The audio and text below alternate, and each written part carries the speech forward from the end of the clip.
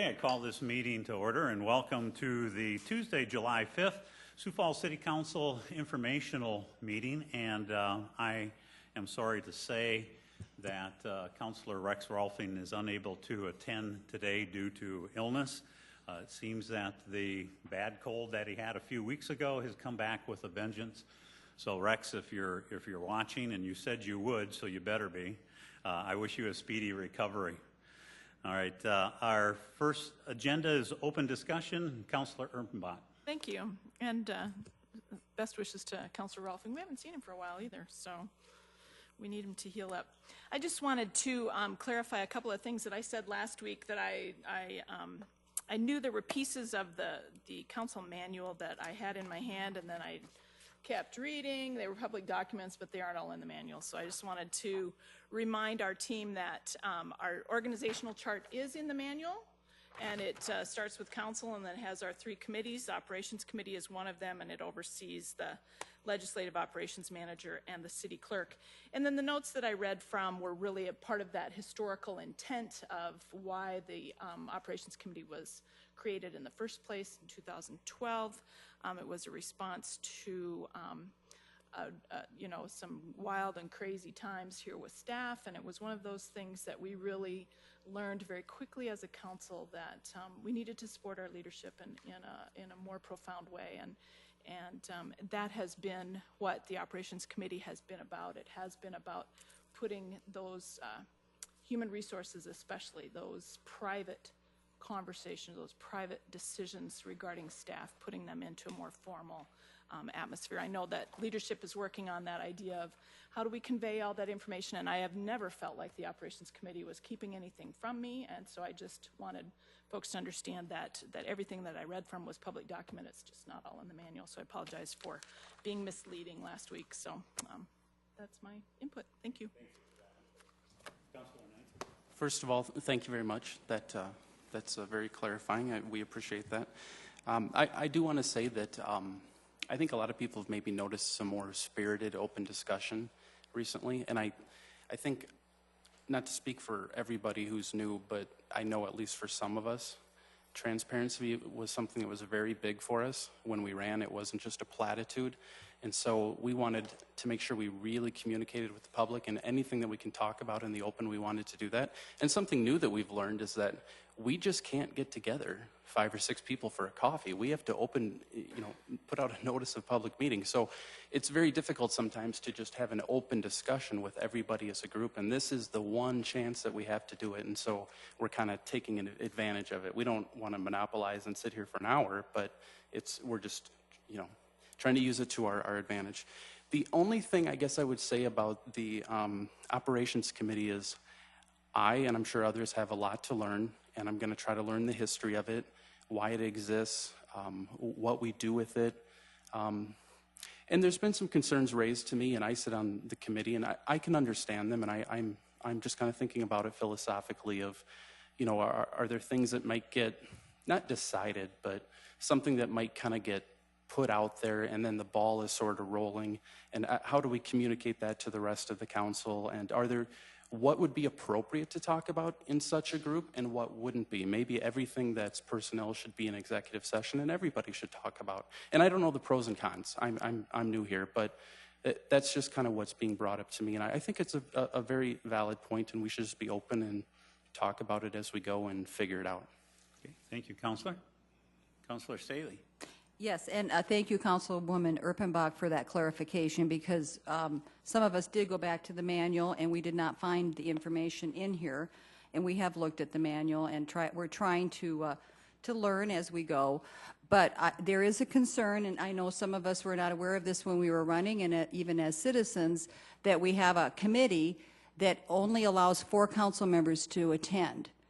And we are all 8 equals here, so we feel that we should all be available to go to that meeting. We should all hear what's happening there. We should all be involved with decisions at the ground level.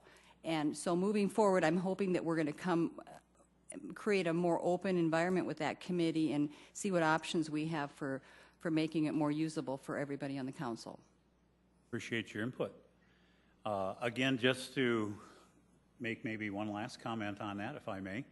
There has never been an intention, and it's not the mission of the Operations Committee to make decisions for the council.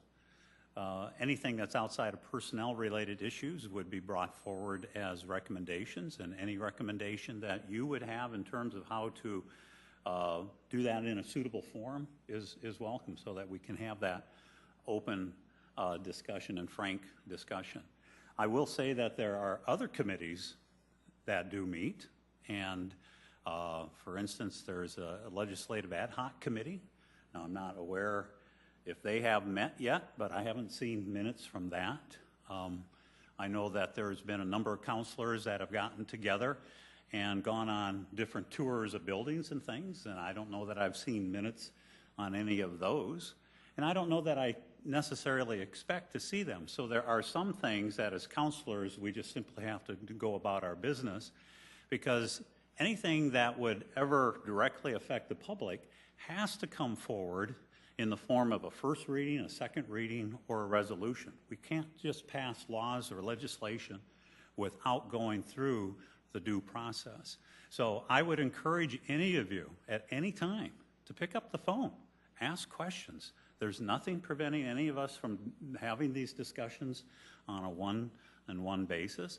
And as I stated last week, anything that needs to go forward to the public will go forward to the public. I am open as anybody else about transparency, but keep in mind that works both ways. Councilor Staley. Well, and I would say that those other references you made, those things were open. Anyone could have come along on those things. They were not told this is just closed to 4 people. When we went on those tours, someone else could have come. I don't like the water plant tour. I'm sorry, I won't interrupt. So Okay.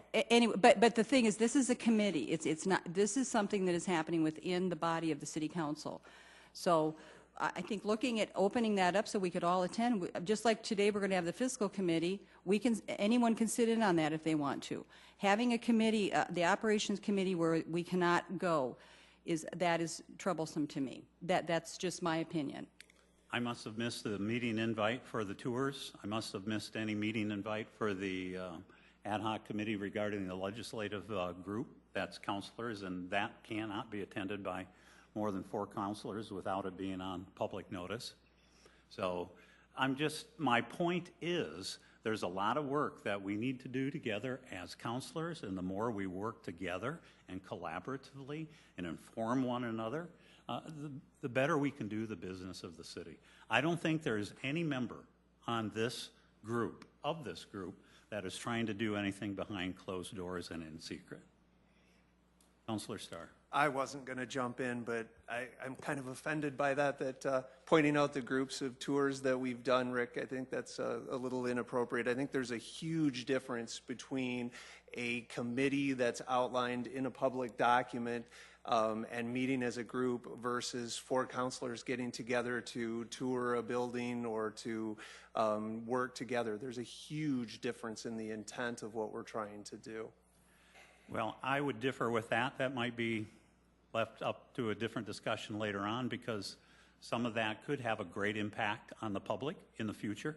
And so I would respectfully disagree.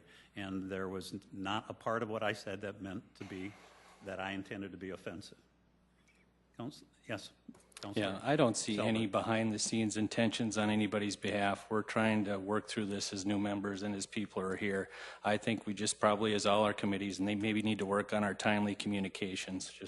We'll work on it as we go for the sake of the citizens of Sioux Falls. This isn't about us. It's for us doing business in an efficient way, and I think all of us have the best of intentions. Okay, thank you very much. Okay, our one and only presentation today, and we did make room because we realized that we have most likely are going to have a busy schedule here during the informational as well as with the upcoming fiscal, so we did move one item back to a later date that we just basically so that we would have sufficient time here this afternoon. So Paramedics Plus 1-year update will be presented to us by Health Director Jill Franken, and welcome, Jill. Great, thank you. Well, I appreciate the opportunity to be here this afternoon. Thank you, Council Vice Chair, and my also wish for Councilor Rolfing that he gets well soon. Maybe I need to, as the nurse of the city, go do a house call to him. Wonder if that's in my job description. I should probably look. Or we're hoping that he is seeing a doctor. So. I hope so. There's nothing like seeing a nurse, though, I will tell you. So. That's right. All right, just had to put that plug in. For the correction. All right, on to the business at hand this afternoon. We have a lot to cover, and so it's going to take some time. So I want you to settle in and kind of be ready to listen to a lot of information that'll be coming your way this afternoon. There's going to be 3 parts to this presentation that you'll be given today. It's going to be a little different than it was originally billed as in the title. The first part will be an EMS system review by the system partners. They have worked together to make emergency medical response the tiered system it is designed to be. You will hear from each segment of the system, which is more accountable, more integrated, and yes, more transparent than it ever has been in the past. The next will be the report of Year 1 operations by Paramedics Plus. And then thirdly, the information explaining the rate increase for Paramedics Plus per their agreement with the City of Sioux Falls that you'll have before you tonight, the council meeting. So as I mentioned, this system is specifically designed to provide response to meet the community need. As a system, it is comprised of Metro Communications, Sioux Falls Police Department, Sioux Falls Fire Rescue, Paramedics Plus, and the REMSA Board and REMSA Medical Board. It's very important for you to hear a little bit from each of these segments of the system because there's been a lot of misinformation, I believe, out there recently about the fact that somehow we have Sioux Falls Police Department or Sioux Falls Fire Rescue responding to these ambulance calls for service. That is the specific design of the system for certain calls for them to arrive in advance of the ambulance, and you'll hear more about that. So to start us off is Jess Mundahl. She's Deputy Director for Metro Communications, and her and her department, her agency gets the ball rolling when a call comes in for service, so I'll turn it over to her for a few words.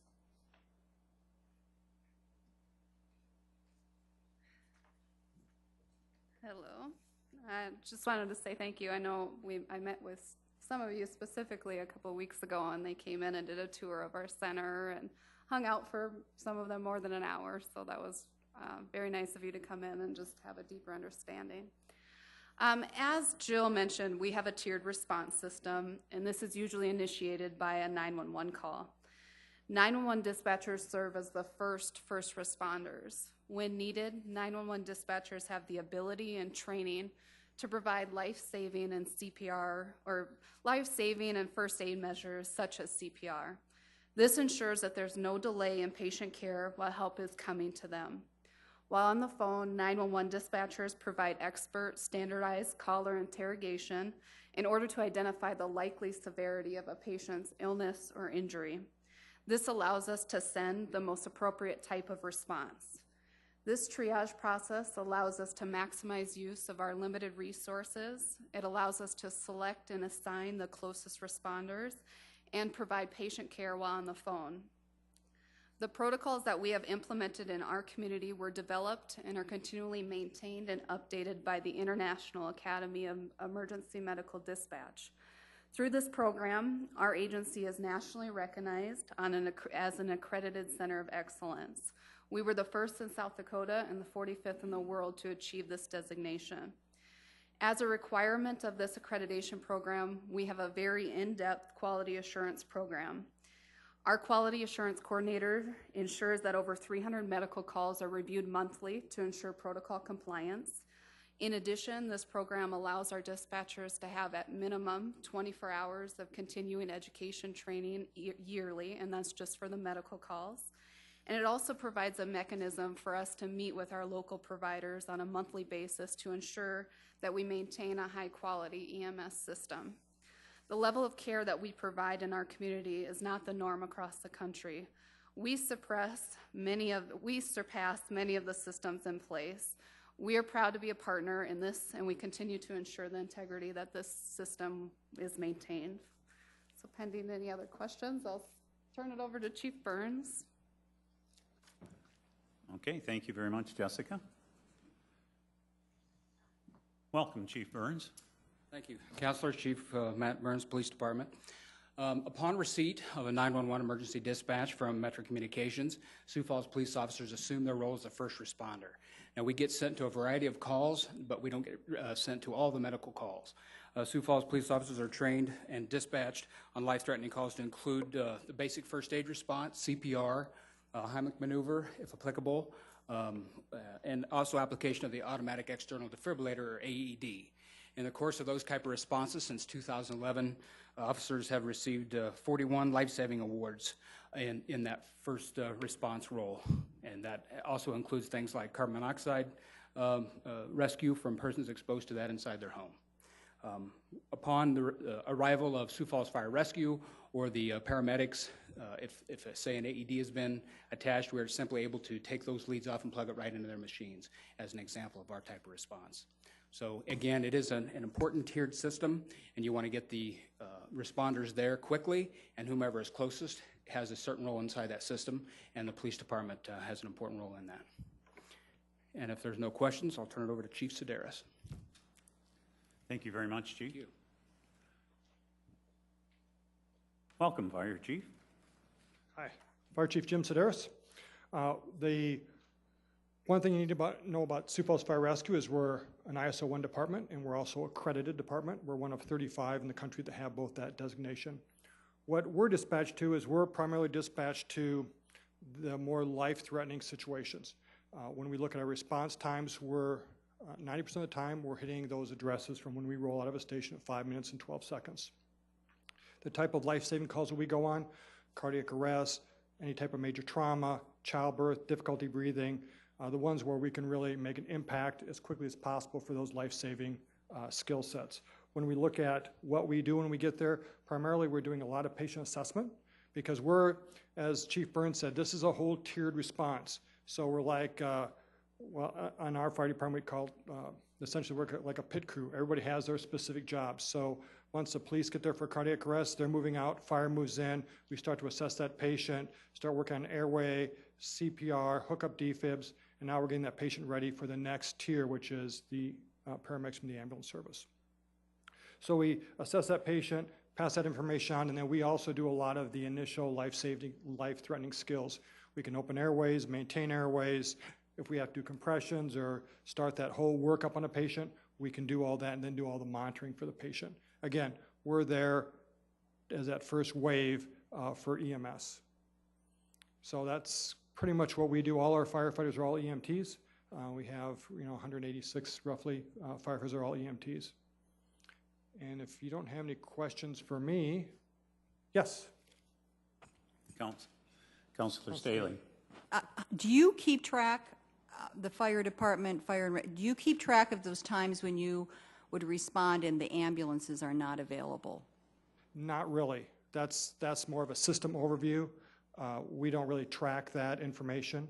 I mean, we have, that's more of the oversight of, REMS would be looking more at that. So someone within your organization communicates that to REMSA? Mm-hmm. Correct. Okay. And they would know too, because it's almost a daily check on what's happening in the system. There's just a lot more transparency, so everyone knows on the times of who's where and when and what time they arrive. Does that answer your question? Councilor Neitzer. Did you say all of your firefighters are EMTs? Correct. Correct. Okay. If there isn't one, it'd be some of the newest ones, and they have a year to get that that certification. Are there any procedures by policy they are barred from doing that otherwise they could, being an EMT? Barred by meaning what? Rules from the REMSA board that, like... Right, when we look at some of the skill sets vary from community to community. So if you're in a more rural area, you might have a broader skill set. And if you're in an area here where we're in this tiered response, you might not use those skill sets. So for some of the airways we don't do here, that might be done in a smaller community. Is that because if they only do it every so often, it's not, you want somebody who's doing it a lot? Is that kind of the idea, or? Correct, and then you're going to look at maintain that skill set, and does that impact the patients? Because in some cases, they might be waiting longer for an ambulance than we would be waiting. So it's, when we look at a system, it's like a big puzzle, and every system's a little different.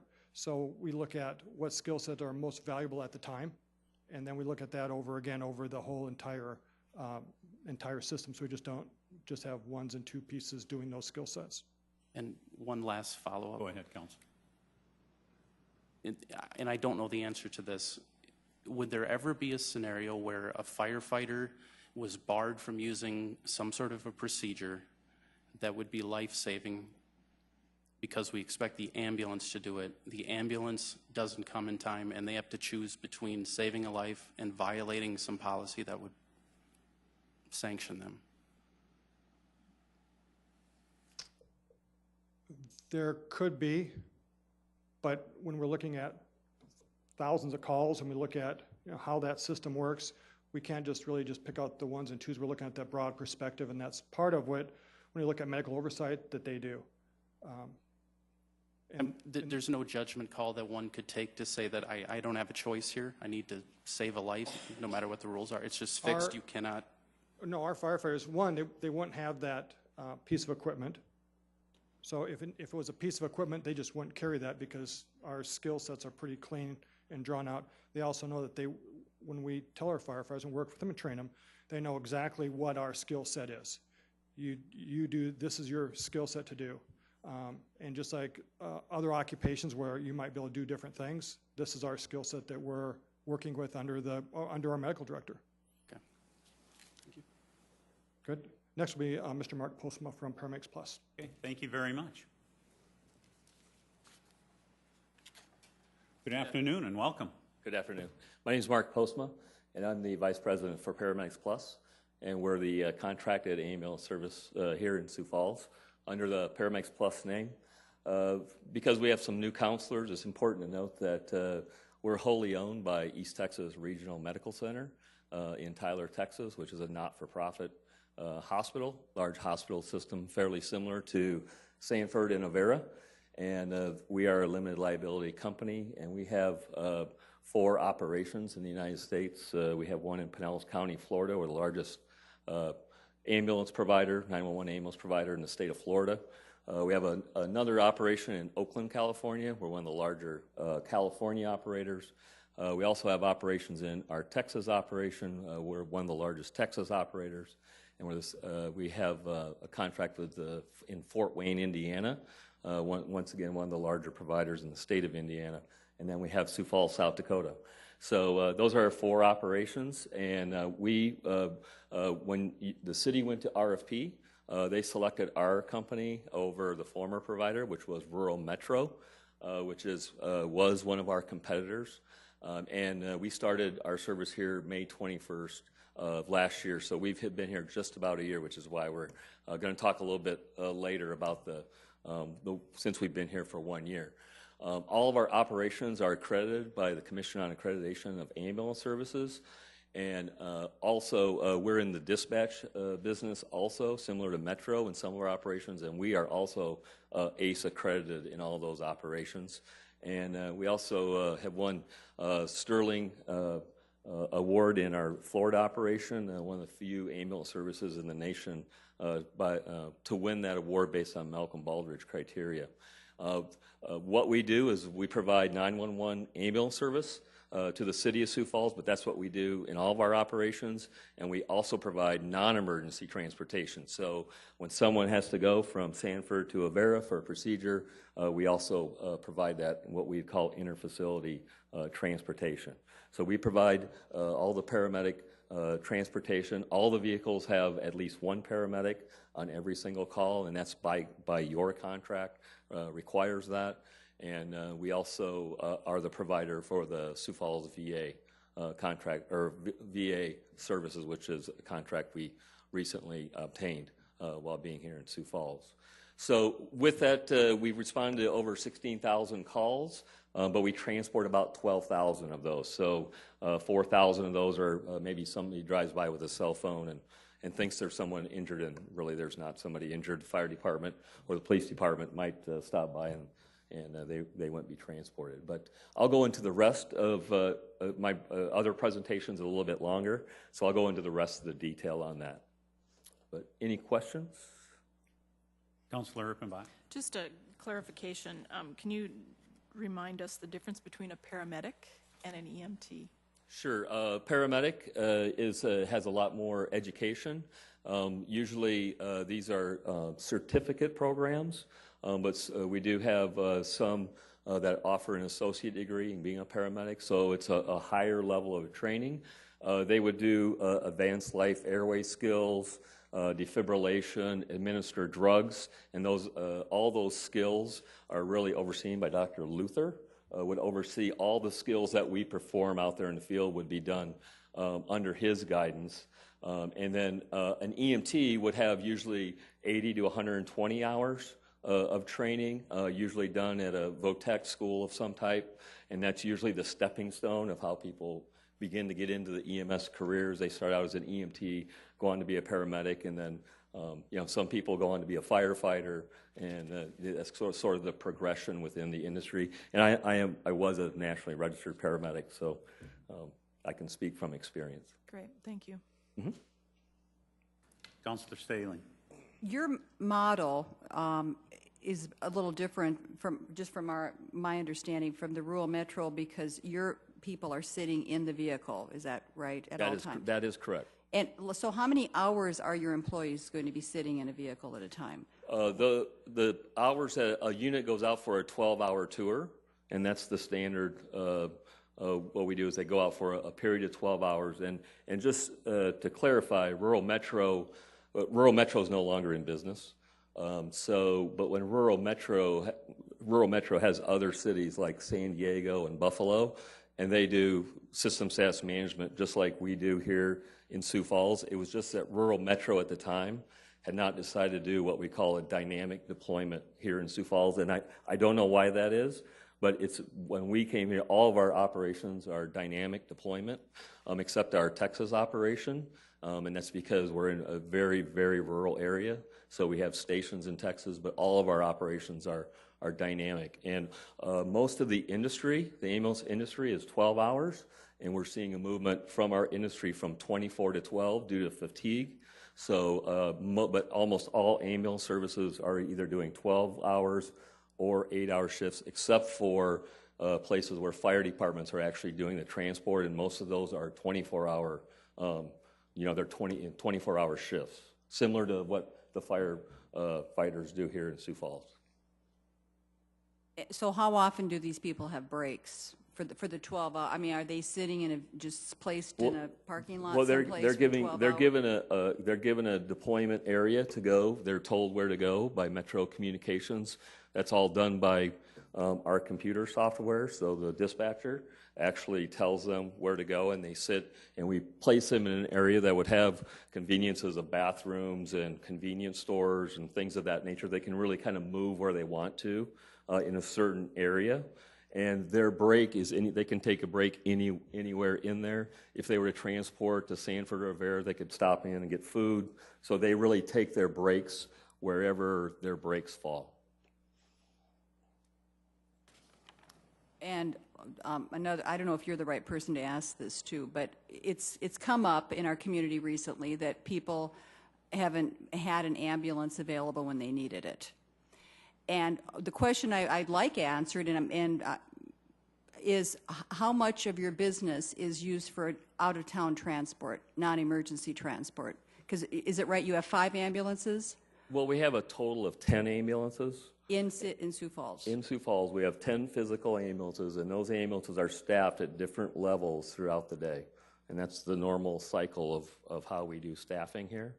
So I can't tell you exactly how many out-of-town transfers we do, but it is not, it's not a very large amount, but we don't do a great detail. And I can get you that information, but I can't tell you how many long-distance transfers. Someone else here tonight maybe will have it for us. And I don't want to get off task here, so do you want me to? Well, and I think just as a point of clarification, we have a lot of information that we have yet to provide, so it might be helpful if we get through the whole presentation, all the presentations, and allow for question and answer at the end. To that conclusion as well, Okay. too, because right. we probably are asking questions a little prematurely on some of the topics that may be covered later. So right, thank you for the thank you. suggestion. Next up, Jeff Luther. Jeff. How you doing? Welcome. Thank you. I'm the REMSA medical director by way of a little history, I was born and raised in Sioux Falls. I'm a North Ender. Except for 4 years in Marine Corps, I've been here my whole life, and I've always had an interest in EMS. In fact, I've worked for Sioux Falls Ambulance as a EMT basic, and was also a firefighter with Sioux Falls here. I went to medical school here and trained, and I've worked and trained in all 3 of the emergency rooms, the critical access hospitals, and have been the medical director of 2 of those in town. And so I've been involved in EMS for quite a few years, and I can tell you we've come a long ways from Ben's Funeral Home and George Boom transporting patients. My job is QI and QA oversight, and the technology that has changed over the years has been phenomenal, and especially in the last few years. So our ability to track and trend all QA metrics is very impressive, and I'm sure we'll be presenting those. And if you have other questions, because I'm not capable of saying just a few words, I can go on and in depth about all sorts of things, from vetting paramedics to the training, because EMS is more about triage, treatment, and transport. There's a lot of different layers, and our system works in all these layers. We're no longer a pie, we're a soup. There's everyone involved in this, and we collaborate very intensely as well. So once we go on, I know you'll have other questions about the actual QA process, unless you have some right now, but I'll be happy to go over those in the course of the presentation. But I'm very impressed with this system, and for lots of reasons. And one common statement that you hear through these presenters is the accreditation of some variety or another.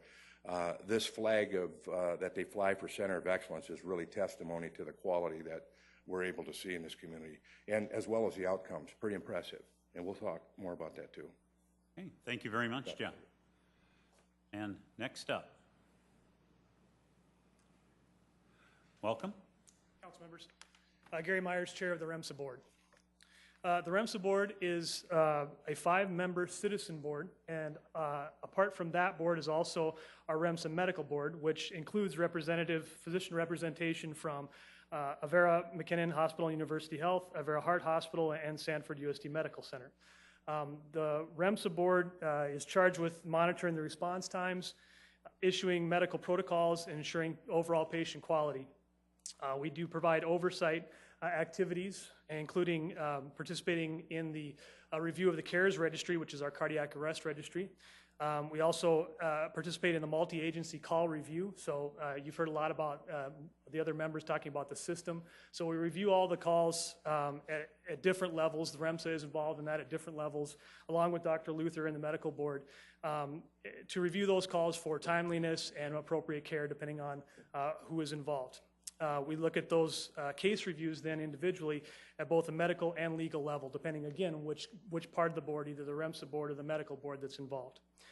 We provide recommendations on policy, so we meet regularly with all of the members of the system, and we get reports from those members, and then we, if there are any policy issues or questions that are coming up, the REMSA board then can make recommendations on those policies. And again, we have regular interaction with all of the agencies that came before today, and reporting from all of those agencies.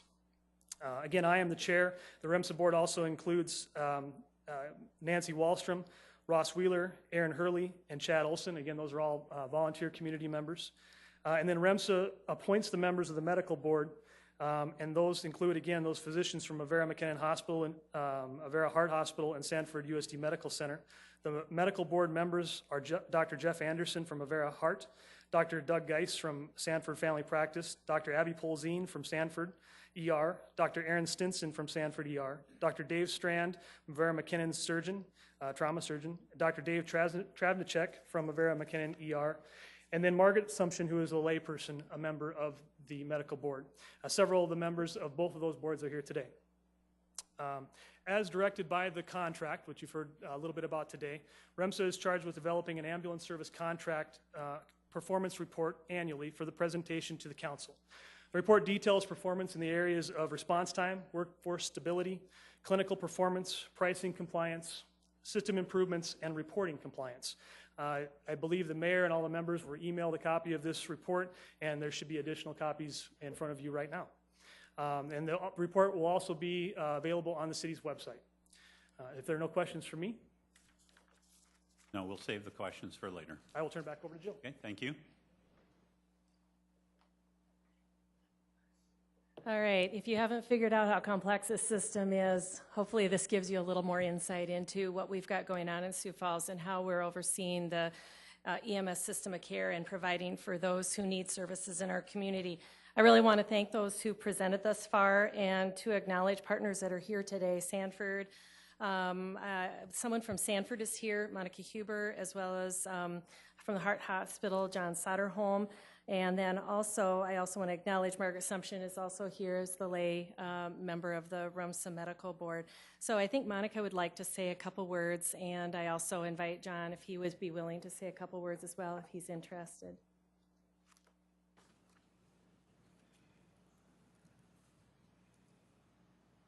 Good afternoon. Thank you, Councilman Kiley. My name is Monica Huber, and I work for Sanford Health. I'm the administrator there who works with the emergency department as well as our trauma service and our critical care units. I've been in this sort of business for about 37 years, and I've had the privilege of working with multiple different ambulance services. And I just also had the privilege of helping with the RFP selection process as Sioux Falls moved forward with a new ambulance provider, and I believe that we did a nice job as a team of pulling that all together. But just wanted to say that we have been very pleased with the collaboration and the quality and the transparency that we've seen with Paramedics Plus since they came on board. What that means for us is that we spend time with them looking at cases where perhaps there was or perhaps there wasn't an opportunity for assessment, communication. Communication, again, is one of the biggest pieces that we have to deal with, and they've been very good and timely with their response back to us. They've participated in educational processes for us. They keep us abreast of what's going on and changing in the EMS world, and they're very open to learning what's happening within the walls of an emergency department regarding changes with processes and technology and all of that. But we've been very pleased and very happy with their responsiveness. Okay. Thank you. Thank you very much.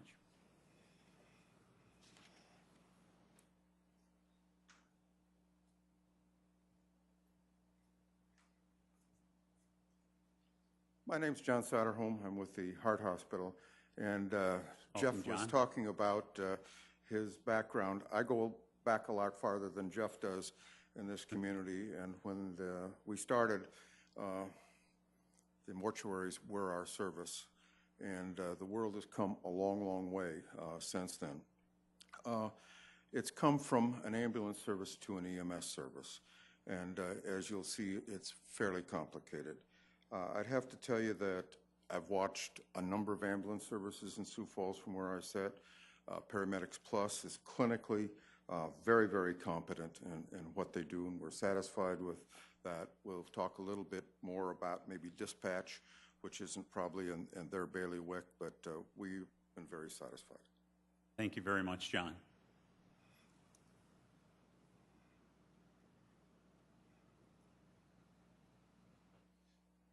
My name is Margaret Sumption, and I sit as a lay member of the medical board.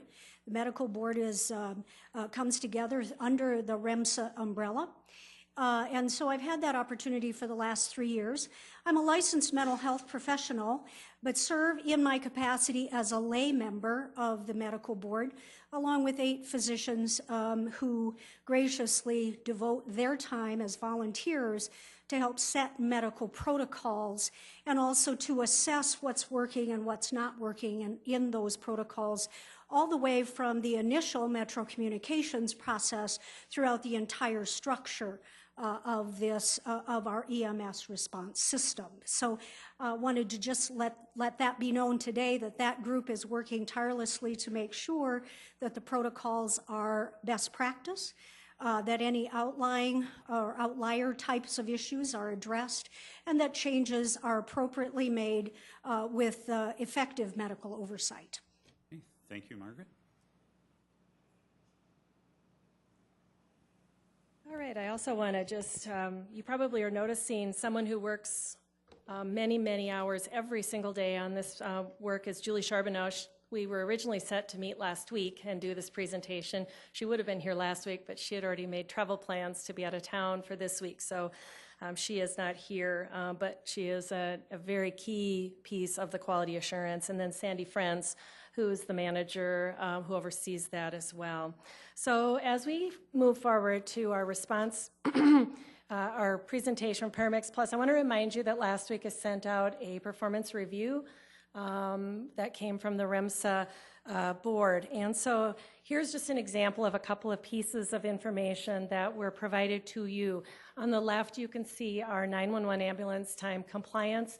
This would be for those, they're called P1, P2s, and P3s. And those are those life-threatening emergencies are P1, non-life-threatening emergencies are P2, and then non-emergent transports calls for service are P3s.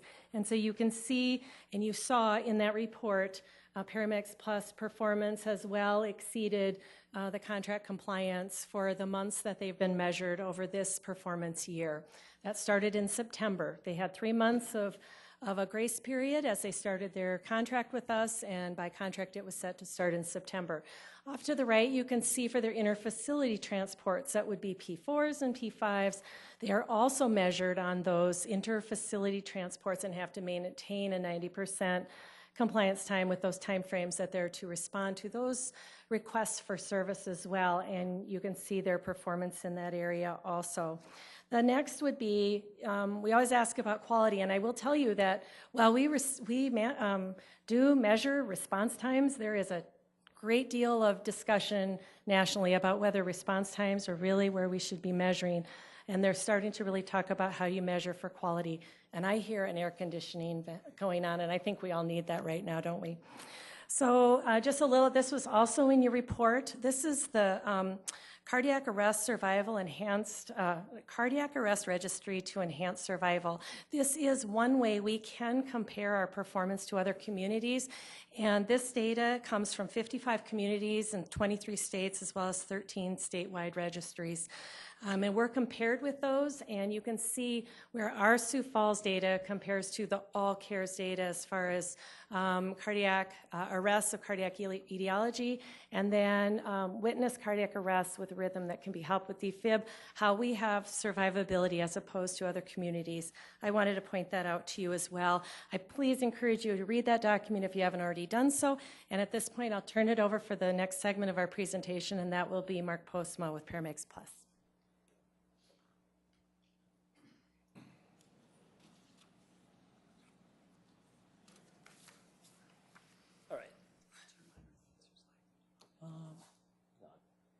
That's fine. All right.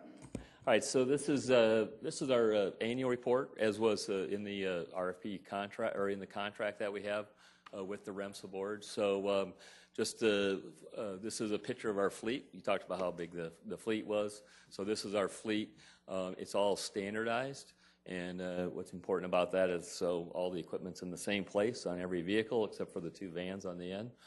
Very helpful for the first responders and the fire department for if someone were to get in the back of one of those vehicles. And then we have a supervisor vehicle here.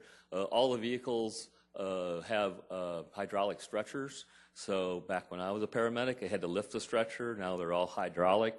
That was something new that we brought to Sioux Falls. So they don't have to technically lift the patients anymore. They actually go up automatically. All brand new defibrillators and basically all brand new equipment from this standpoint, including the software involved with dispatching the ambulances that is actually at Metro Communications and actually at our offices, and you can actually pick it up on your iPad. The total investment by our company to come to Sioux Falls was about $2.5 million startup costs for all these vehicles and to start the service on May 21st. So Jill spoke a little bit about this, so I don't want to go in this too far because some of this is redundant information, but our cardiac arrest registry, the CARES, the Sioux Falls survival rate is 18%, which is above the other CARES survival at 10%.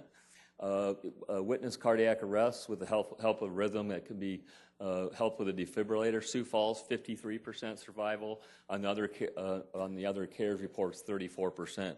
So you can see that the system, and I want to make sure I say this, the system is going very well from a standpoint of saving people's lives out there, and this is a very good indicator of that.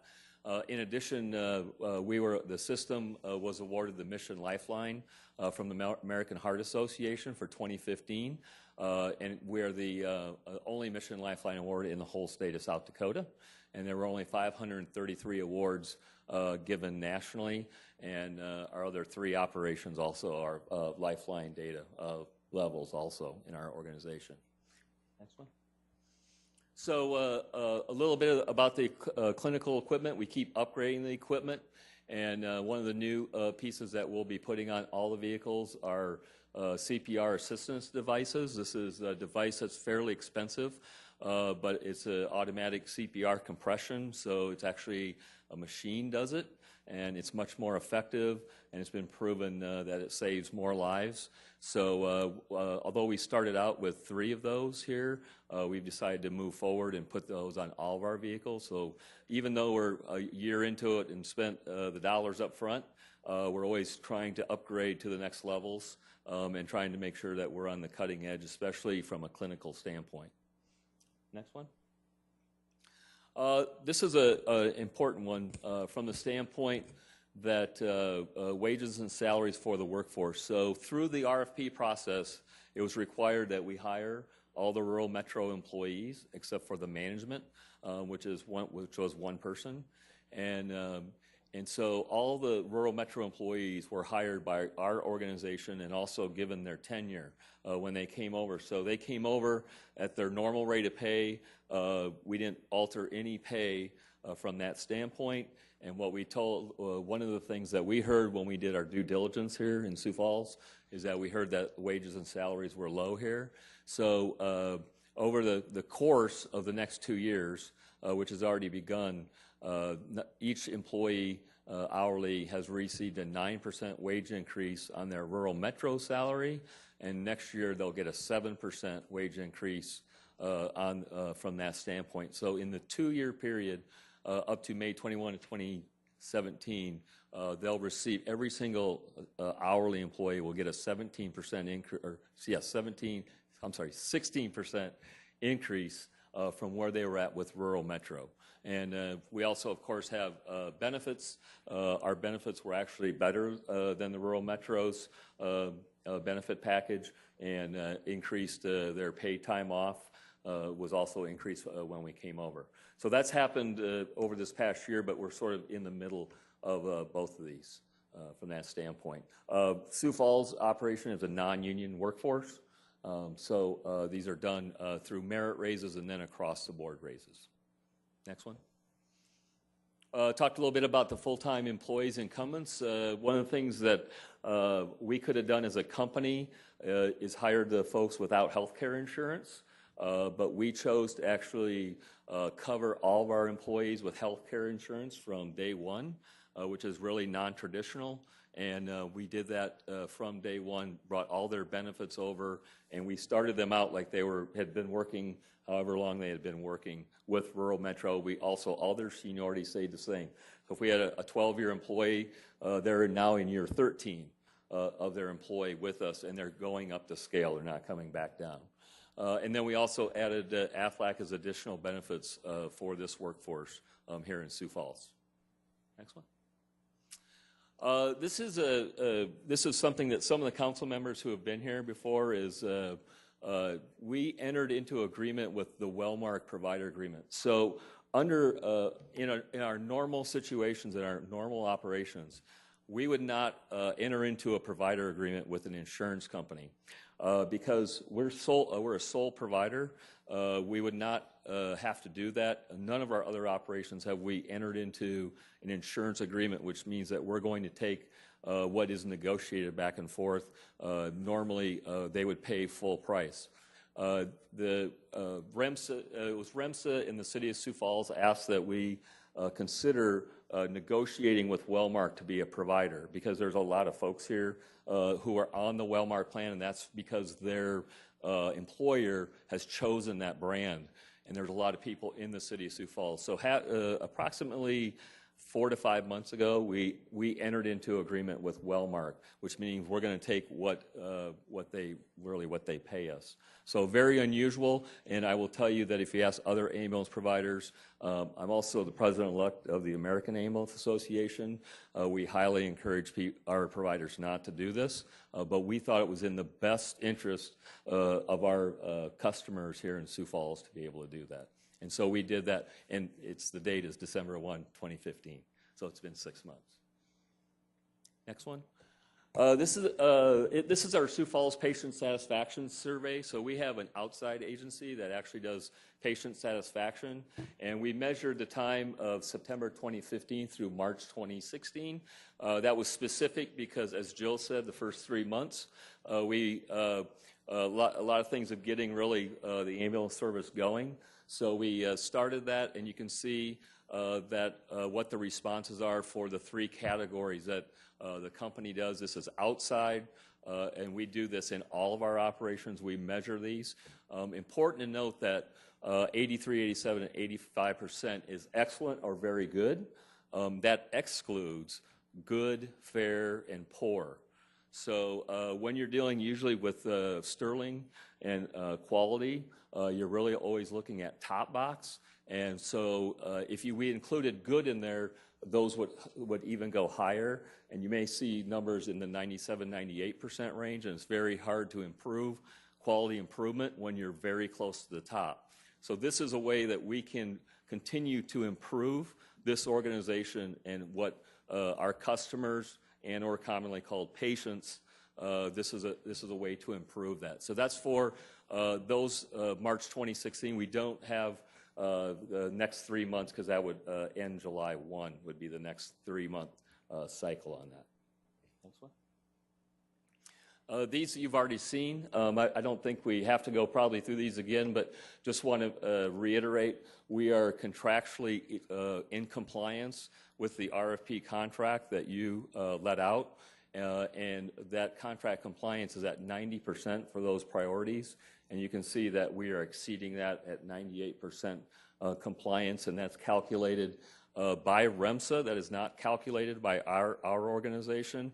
That is something that you folks do and part of what REMSA does under this contract. So we do not calculate those.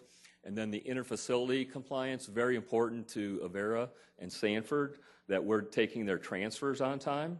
So you can see that we're taking those on time. Keep in mind, this is a system that we do both 911 and interfacility. So we're trying to make sure that everyone's getting service in a timely manner. Next one. This is really just Sioux Falls year-to-date ambulance transport growth. And although we don't have, we just are under here a little bit in time, but you can see this is how transports fluctuate. They can fluctuate in March up to 1,086, and then, but you can see that there another July date which also has 31 days in it, is 876. So that's 200 ambulance transports difference just in 1 month, or comparing two different months. So we are always going back and looking at our data, the data that we've started accumulating from May 21st to try to make sure that we have the adequate staffing on from that, because it's always important to keep in mind we're looking at historical data is how we decide how we're going to staff these ambulances. And that's how the entire industry is based on historical data. How many calls have happened over that time? So as these fluctuate up and down, we have to do so accordingly. If they go up, we have to add staff. If they go down, we may have to take some staff back. Most of the industry that we've seen under Obamacare has actually went up throughout the United States, although we do have some areas in the Northeast who are saying that transports are going down under Obamacare. But for most providers in the United States, they've seen an increase in ambulance transport. This is all transports, 911 and interfacility transports. I mentioned before, CAS accreditation. All of our operations are CAS accredited. To be accredited, though, you have to be up and running to be able to apply for it. So we couldn't take over, Rural Metro was CAS accredited. We couldn't take over Rural Metro's accreditation. So we are going through that process as we speak. The application was accepted, and we have a site visit scheduled in October 2016. That means that we met or exceeded the criteria for them to come out and do a site survey. If we didn't meet that criteria, they wouldn't set up a site survey. So they've relayed that back to us. Next one. Want to talk a little bit about system overload because we've been hearing a lot about that recently here in Sioux Falls. So in the in the contract with the City of Sioux Falls, system overload is how the demand for the service occurs and the average demand for day of week and hour of day. So we're looking at every hour of every day and every day of every week. So we're looking at that data over and over and over again of how many times does someone call 911 or an interfacility happens at 4 o'clock a.m. on a Sunday. And we know all what that data is. We continue to go back. Our computers go back and look at that, and that's how we look at how we staff every single day of every single week. And that can fluctuate over time, but we're looking at that in real time. Another thing that happens here every single day is that we have a conference call, and the name of the process is called Pulse. We, as a company, actually invented the word Pulse, and you can hear it throughout the whole United States, but they've all kind of taken that process.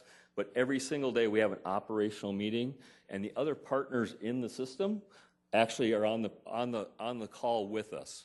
So every single day we're looking at what happened yesterday, why was a call late, why were we on time, where was everything at in the system, and we go through those every single day. We have our corporate director of deployment is on the call every single day. Metro Communications, everyone in the system is invited every day. Takes about at least a half hour.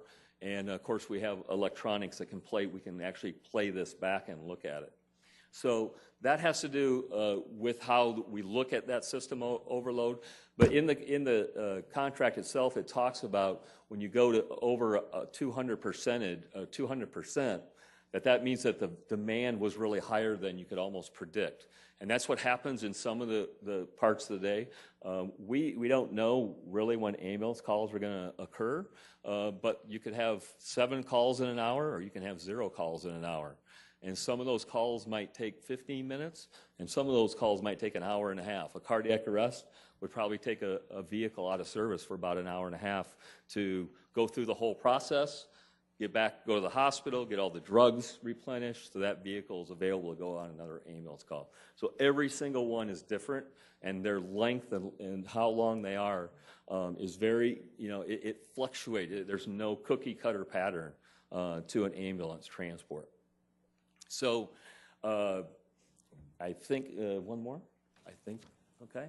And just once again, I want to reiterate that the RFP was led by REMSA, and we operate under that RFP with REMSA as a contractor for that. So all the response time contractual percentages, those are all in the contract. And when we bid this contract, we're looking at what those factors are. And I'm sure that REMSA, I know that we had a consultant that was hired by the city who goes through and does that. But the REMSA decided where the bar's at, and our goal as a company is to meet that bar. And I think that what we've shown is that we have exceeded that bar in regard to how we're performing from that system. So there's all these bars, and that's what we do as a contractor from that standpoint.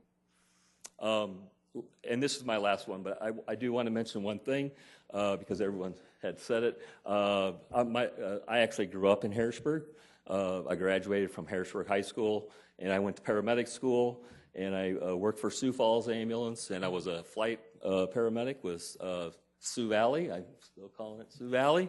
And so I spent 23 years here in Sioux Falls. My parents still live here on Marchand Drive, and I have since moved on.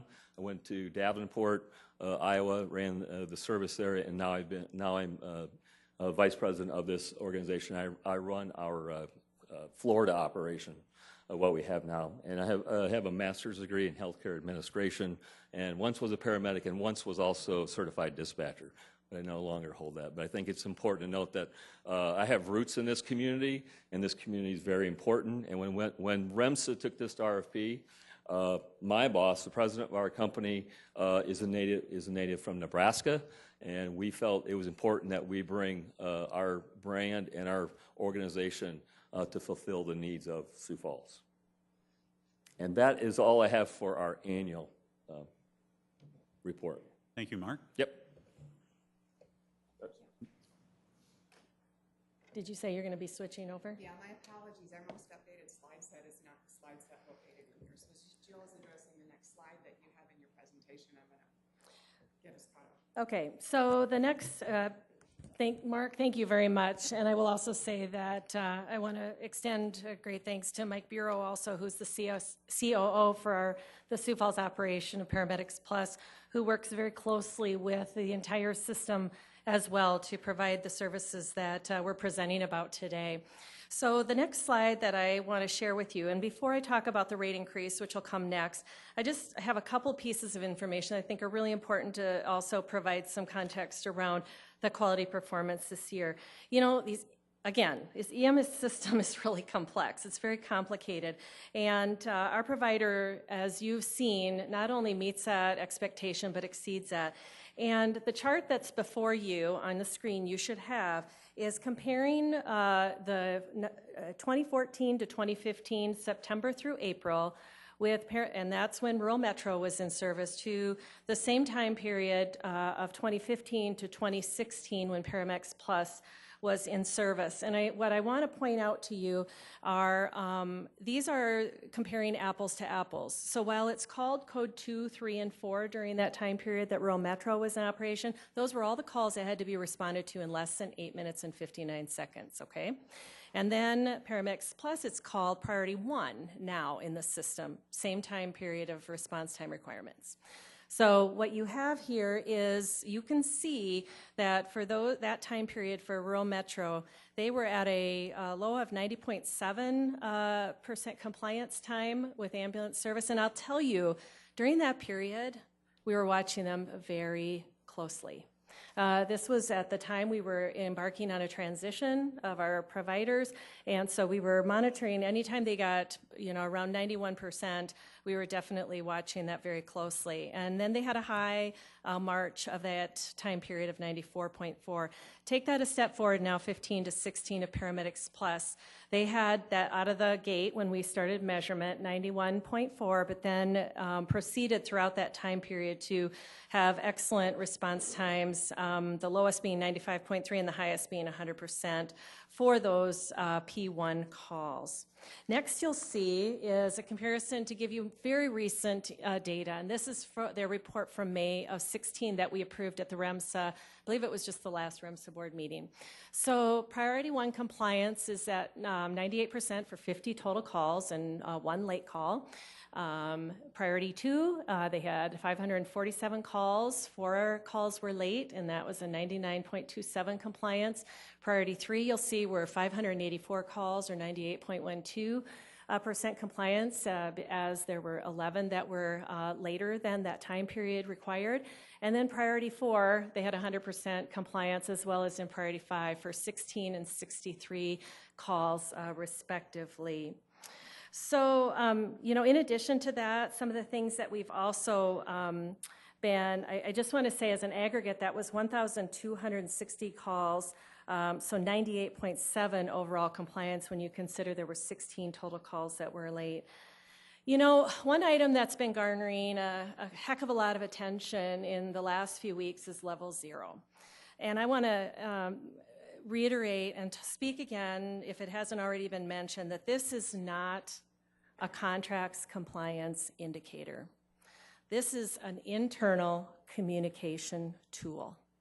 That's what this is. It is not a contract compliance requirement. As a point of reference for the month of May, 5% of the total calls, or 67 of those, came at a time when the ambulances were not at their post, which is what level 0 means, okay? So of those 67 calls for service that were at level 0, 42 of those transports were on time. So that's 63%. I think it's really important for us to have context and give you that information. You know, we had this same issue with our prior provider, but guess what? It wasn't called level 0, it was called code 5. And I will tell you that I heard a lot of concerns over the years about code 5. Code 5 is one of the most talked about items within the EMS system. It just happens to be now called level 0. Does this mean that the EMS system needs to address this through performance improvement? Because it is, you know, it is a communication that we can improve upon? You bet. Is this an indicator of poor performance by our ambulance provider? Absolutely not. And you can sit down and have a conversation with me anytime for us to sit down and talk about this further. But I will tell you, this does not imply whether or not they're meeting their contract compliance or whether they're doing a heck of a good job for us. In 1 year, I am here to tell you that we are very, very satisfied with the performance of this ambulance provider here in Sioux Falls.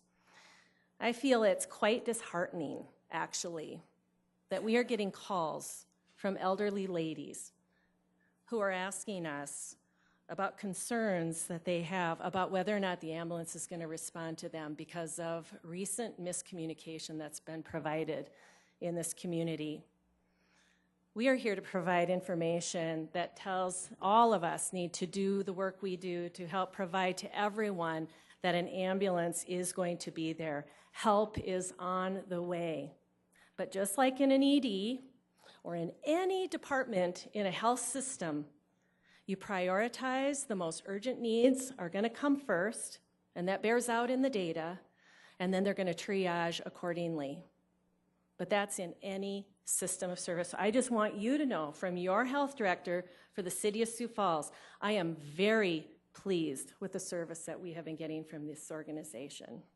So with that, I just want to share with you tonight, you'll also be receiving, it's number 49, agenda item number 49, and that is for a rate increase for ambulance service. You need to approve that, and the reason is it specifies in the contract that all rates and charges are to be approved by the City Council. In the RFP, it also specifies that the rate increase is very specifically identified, and that is for the CPI, urban average, or 3%, whichever is greater, will be applied for that rate increase. You know, the prior agreement with Rural Metro allowed for increases annually. It was just based on a little bit different setup. It was either the CPI, medical CPI, or 4%, whichever is lower. There was no requirement in the contract for you to actually have to approve this through council action in the prior contract. It was simply a notification that this rate increase was going to happen. It has been expressly written into the contract now that you have to approve this, but it is written in the contract that it shall happen, as you can see in the language in the contract. So, you know, the rates are going to be anywhere from, for an ALS, BLS response, about a $34 increase. It's going to be about $26 for a non-emergent transport, and on and on. And I can provide you with that information if you want to know more specifically. So just as a reminder, this increase and the way they manage their operations is that they take in revenues just like any other system. Falls Community Health, you're going to get a council presentation from us sometime yet this summer for the budget. And then there you're going to see we generate revenues, and that covers the cost for us to provide that service, you know, or intended to. And that would be the same with an ambulance private. They generate revenues through their fees. Their charges then allow them to be able to get an optimal reimbursement so that they are a non-subsidized agency within this city. They do not receive a subsidy. You can see we also approved, you did, or it was in the contract prior for rural metro to be able to have increases, as I mentioned before. And in 2014, they had a 2.9% increase, 2013, 3.9%, 2012, 3.1%, 2011, 3.3%, and in 2010, a 4%. Again, no subsidy for this service. So that's my presentation. I'll share much less at the council meeting tonight as far as this rate increase. I'm hoping this will give you the information that you need to be able to know more about what you'll be voting on tonight. And with that, that concludes our presentations for this afternoon. And now we can hopefully take some questions. Thank you very much, Director Franken. Now we're open for questions. Councilor Erpenbach. Thank you. Thank you, Jill. Would you come up? Thank you. A couple of things. First, and I acknowledge Councilor Karski, former Councilor Karski's in the audience today too. He was part of this huge transition from, they did great work, but it wasn't what we expected in the city of Sioux Falls. And you know, it's been a pretty dramatic change for us. So I wanted to look, if you would, Sandy, go back to that slide that compares our previous vendor to Paramedics Plus and those response times. And I really thought, I was thinking about this ahead of time, that I didn't know we had these numbers, and I'm sure that they were presented to us before, but can you talk through that idea of, you know, what were our concerns and how has this played out now after all that? I mean, because you spent months and months trying to figure out where we headed and why. Can you talk about how that process worked, and then what's your kind of feeling as the person in charge of all this about how this is working out? Well, you know, we started out at least 2 years before we actually had this change in ambulance provider with engaging the community, starting with the stakeholders and doing some meetings with the various segments of the EMS system, the health systems, folks in the community. We held a couple of open, you know, meetings for the public to be able to come and talk about what they wanted in their ambulance service. And so we got a lot of input through the system itself and through stakeholders in the community. Where that led us was then also, part of that was to engage with a consultant who is nationally recognized. Jay Fitch is a leading expert in EMS system design. And he had also, we engaged with him then to continue to, I think he actually conducted the stakeholder meetings and was here to be presenting to the council. And then he also helped us then design the RFP. And that RFP was actually designed so that it could sit in the contract. And so whatever the response to the RFP, that became contract requirements for Paramedics Plus eventually. But we did know that in doing research, there are new and exciting ways to be able to, you know, realize ambulance and EMS services in your community. And so that's why we wanted Dr. Fitch to be able to provide that to us and to be able to help us shape what we would be expecting from those from the ambulance service that we would eventually contract with. I hope that helps to set some of that stage. I might just follow up, Mr. Chair. One comment and then a question. The thing that I probably appreciate the most is that idea that you're not just coming here and telling me that we're raising the rates. That this new contract really allows council to have a voice in that's huge to me. The other piece of that then for me is that idea that I have been that family member who has made that 911 call. And it is amazing, Chief Sedaris, it's amazing how quickly that fire truck gets there and how competent those people are. Yes, there's a difference between being an EMT and being a paramedic. And it's a dramatic difference, but those EMTs are well trained. And they come in here and they take care of these folks. Can you talk to me, Jill, about those folks who are, what would you say to those folks who are more concerned about that period of time between when the fire truck showed up and the time that the ambulance came? Can you talk to me about how do you talk to a family member who's maybe more concerned about that period of time and maybe doesn't, and I don't mean this in any negative way, but who maybe doesn't trust that firefighter team. Can you talk about how you deal with that family that maybe is more concerned than others? Absolutely. One of the things that, you know, I've dealt with this in healthcare. I was a staff nurse in the hospital in peds, and I got this all the time where the expectations of family members, time just stands still. When you're in an emergency situation, you have to call a code, or you have to do some, you know, really aggressive intervention, you know, to truly save a life of in my case, the children that I cared for. And, you know, I guess, you know, what I would say to anyone who's in that similar situation is that this is why we designed the system the way we did. It's why we put AEDs in those police cars. It's why they're trained to be able to do some first response. It's why when fire it gets there that they have a set of skills that saves lives. They save lives with the skills. And that's the first and foremost reason why our CARES data is so impressive, is because they do that response to save lives. Then in comes the ambulance with those unique and then additional skill sets that are even more advanced to continue that work and get them, yes, transported to the hospital to then again a higher level of care. So it's really just building layers and layers and layers, similar to what Chief Sedaris said. But there are skills that are required of all of us to be able to calm folks, to help them realize help is on the way, to be able to continue to say, you know what, it's okay, that's why I'm here. And I'm here as long as you need me until an ambulance is able to come.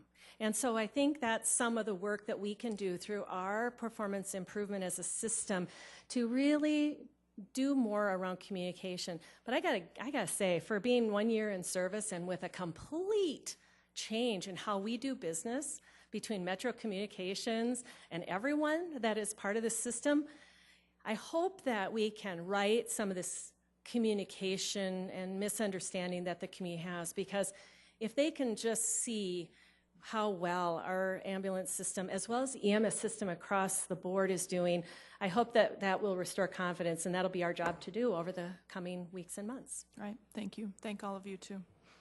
Councilor Selberg. Thank you. Thank you, Director Franken, and to the rest of you for the presentation. That was terrific. Just a quick question or two. Have any issues such as turnover or having enough experienced staff ever been a concern in regards to Paramedics Plus?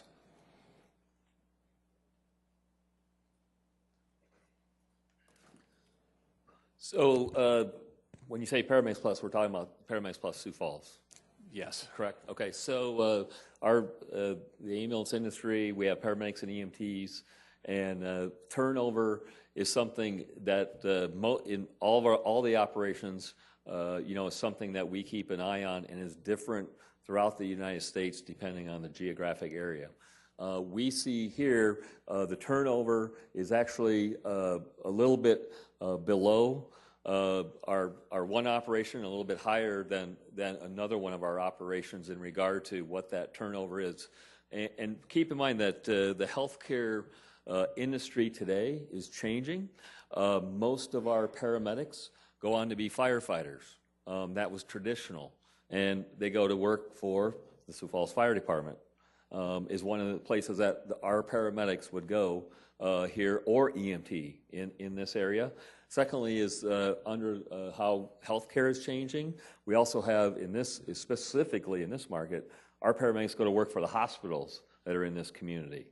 So we're competing against two different, we're all competing together for who's going to get these paramedics and EMTs amongst those three organizations, and then some of them actually move on to be a nurse from that standpoint.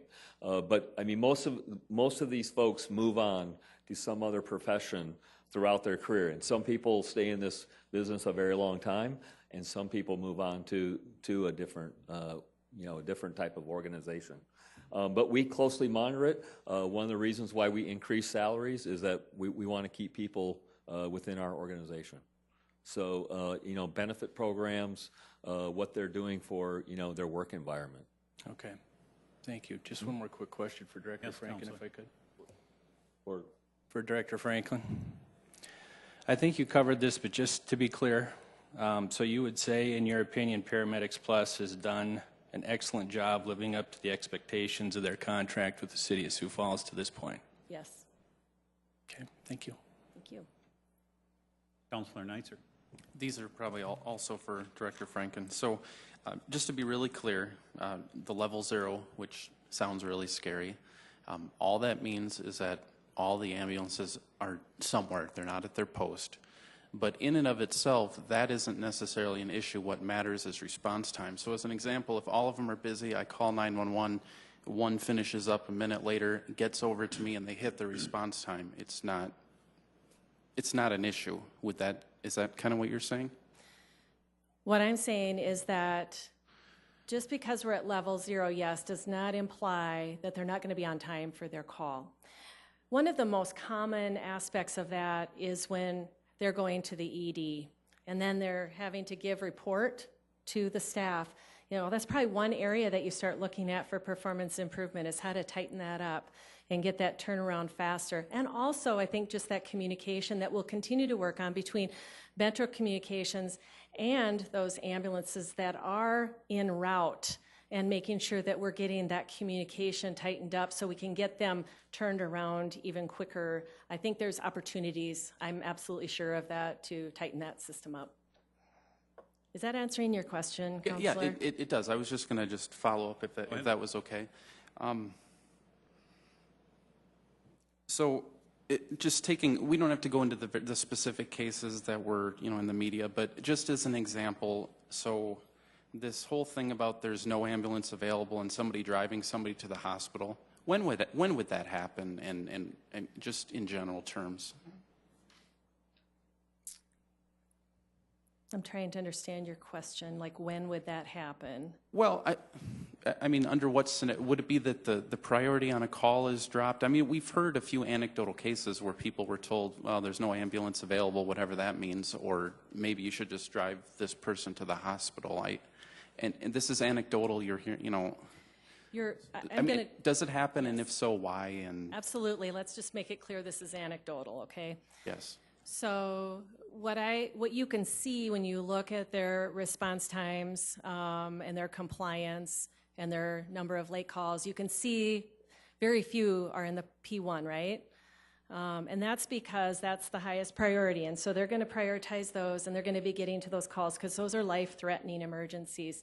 What that's going to have is sort of a cascading effect down to your either P2s. Most likely your P3s are the ones that are going to be triaged to have to sort of hold a little bit.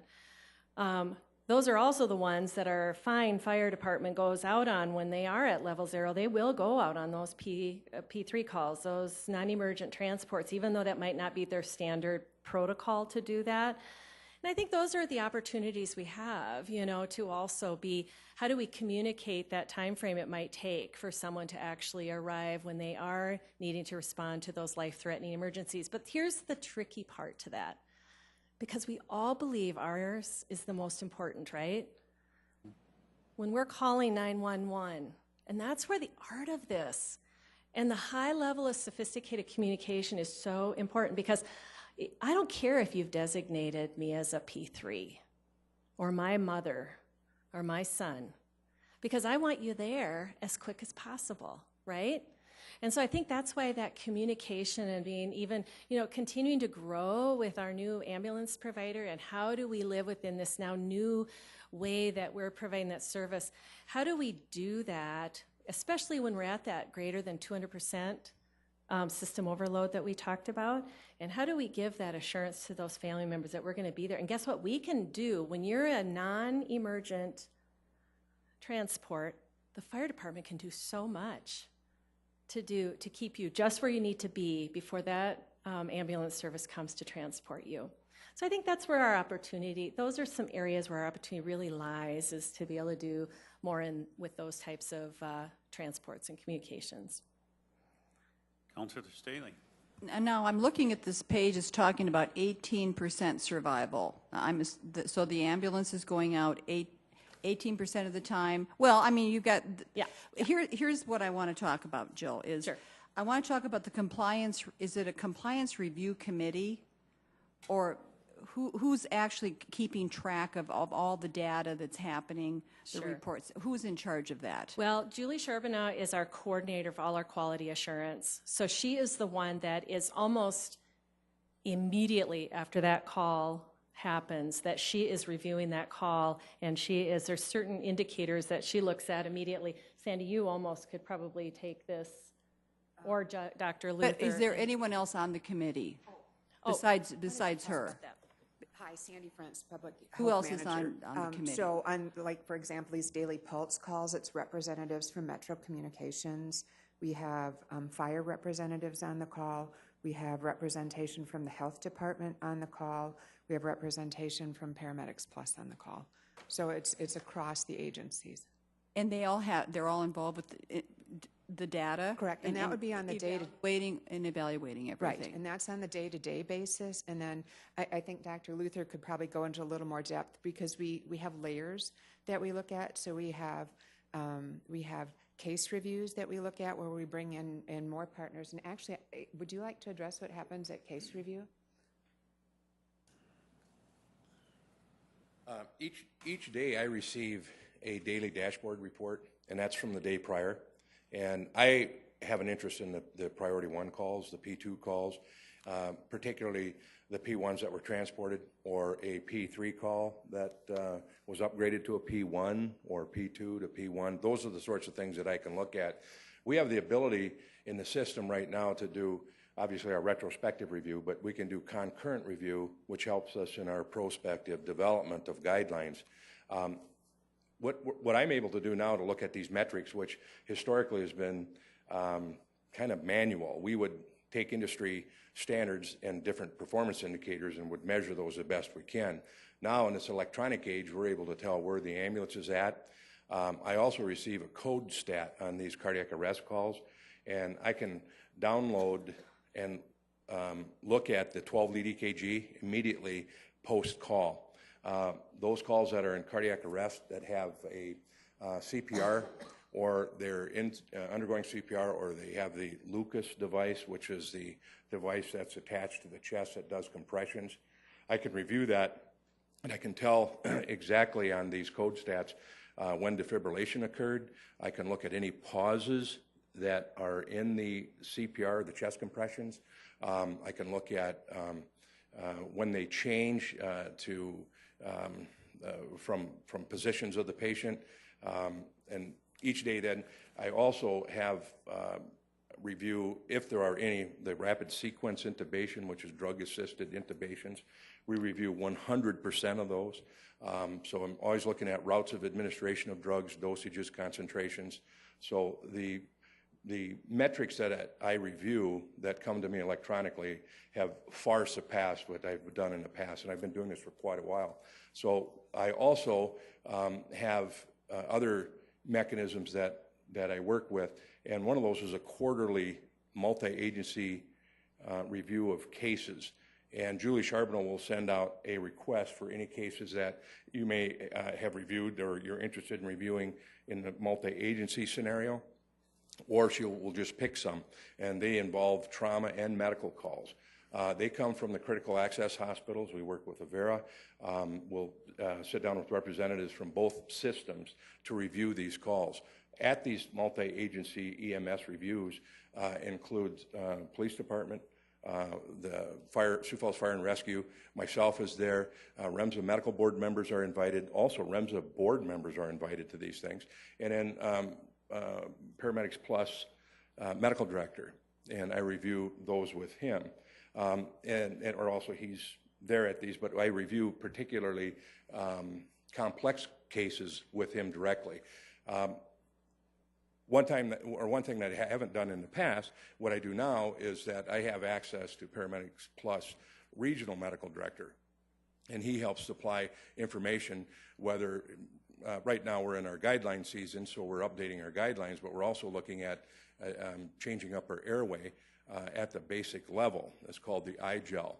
And so we're working with him, the regional medical director, who's provided me with abundant information because he's had the experience in other systems. So I'm able to compare and contrast those potential interventions.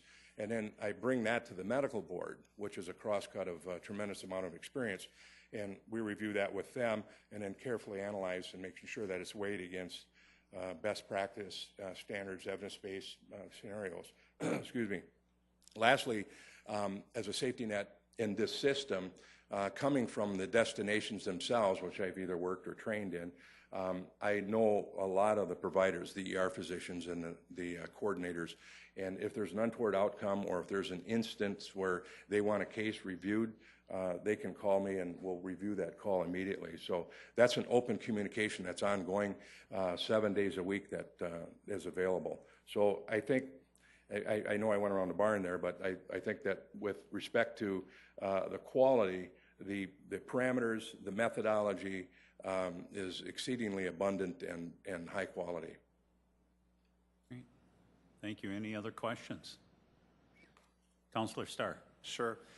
Director Franken, one of the things that we started with tonight is we talked about misconceptions and misunderstandings as part of this process. I think the one thing that I feel really comfortable about this afternoon or this evening is that we have a system in Sioux Falls that's filled with professionals who've been trained, who care deeply about the system and how we're doing that. So again, part of it is us learning the system, understanding as a council where we're at. But obviously there's some misconceptions, so we want to get to that point. And maybe the place that I'd like to start is with mutual aid agreements. Where we're at with mutual aid agreements that are in place, the ones that are signed, and what's on file with the health department at this point. Sure, absolutely.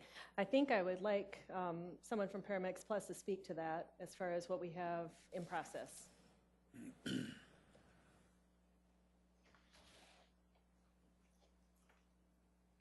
So Mike Biro is our local chief operating officer. So we have mutual aid agreements with several of the different volunteer agencies and paid agencies throughout Minnehaha County. And a part of those agreements are that what a mutual aid means is that it goes both ways. All right, is that when they need help, we send help, which is outside the city of Sioux Falls, and likewise the other way is that when we need help, that they'll come in. So, Mike, I don't know the exact cities. I know where they're at, but which ones do we have signed agreements with? So, executed at this moment, formally written, is Del Rapid and Humboldt. Waiting on execution at this time would be MedStar, along with Canton, and who am I forgetting? Lennox. So, pretty much surrounded by the metro area here, but I think it's really important to note that Sioux Falls is a little bit unique from a standpoint is that there's not a suburb of Sioux Falls. It's getting close to Harrisburg, but a lot of operations, how they supplement this is that a lot of them have suburbs back and forth, and I'll give you an example is that we go from in Oakland to the city of Alameda. We go reciprocity back and forth. It's just a street that's changed. That's different here in Sioux Falls because it's a city, and we have rural right around it. So when Hartford is out on a call, they need someone to go out there. We're going to go out there to Hartford. With that's what the mutual aid agreement means. That also means we're pulling a truck or an ambulance from Sioux Falls to go out there. And likewise, coming in from that standpoint. Now, I wanted to say that because of the level 0 incident, what was implemented, and keep in mind we don't do this, but Metro does this, is that they've been calling what we call somewhat automatic aid. Is they've been since that has happened on these level 0s where that ambulance isn't available, that they've automatic aided MedStar, who we don't have a mutual aid agreement with. And I know they've responded into the city, but likewise, we've responded to MedStar's area, which happens to be on the outside of the city, which is a Half Moon Zone 5, which is Minnehaha County. So this goes back and forth, and once again, it's an area that, like Jill said, it's an area of improvement that we have to work on when these systems get extremely busy. If you have a situation like Orlando, we don't have the vehicles to take care of a situation like that.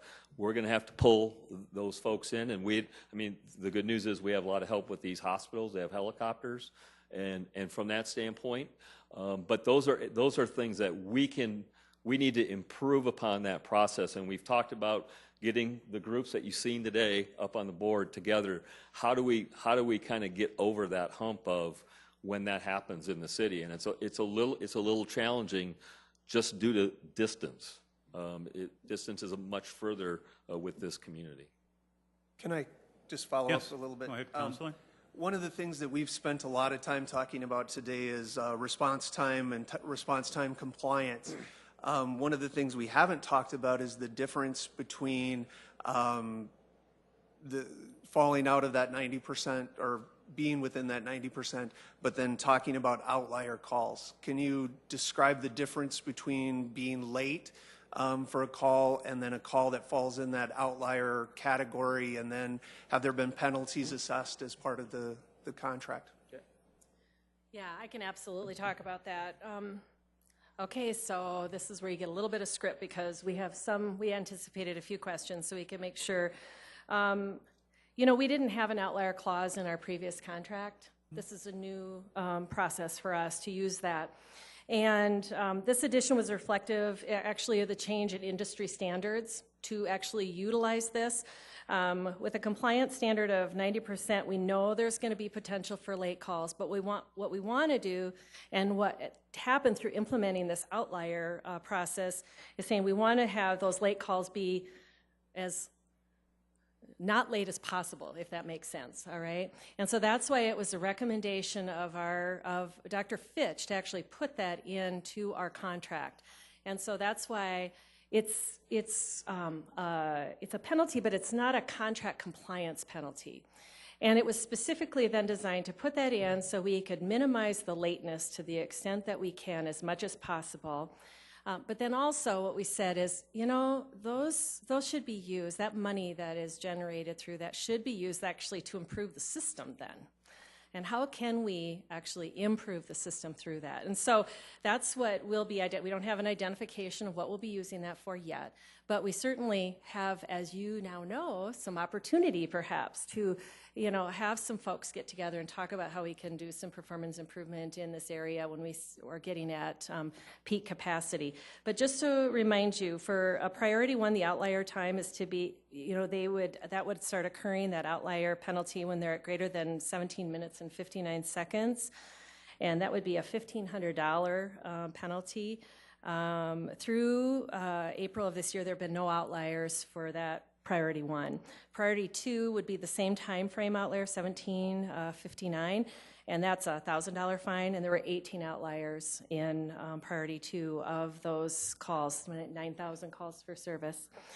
Priority three, outlier time is 29:59, so 29 minutes and 59 seconds with a fine of $500, and there were 9 outliers in that time frame. So we had a total of, if I can do my math, it's getting late, 27, thank you, outliers in those 9,000 calls for service.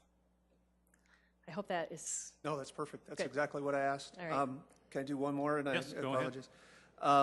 One of the other things is part of this process of looking through some things.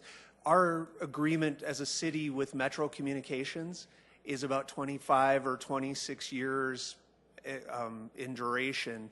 Is that something that we need to be looking to at least update and review? Because originally it was intended as a 5-year contract, if I read it correctly. And like I said, I think we're if I did the math right, into the 26th year.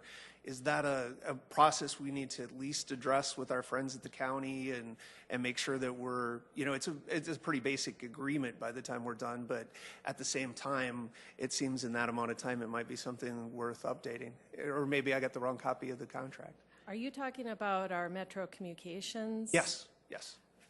Oh, I think that would be, I would have to get back to you on that because we don't oversee the Metro Communications. There's a Metro Communications Council. I know a couple of you counselors are on that could probably address that better than I.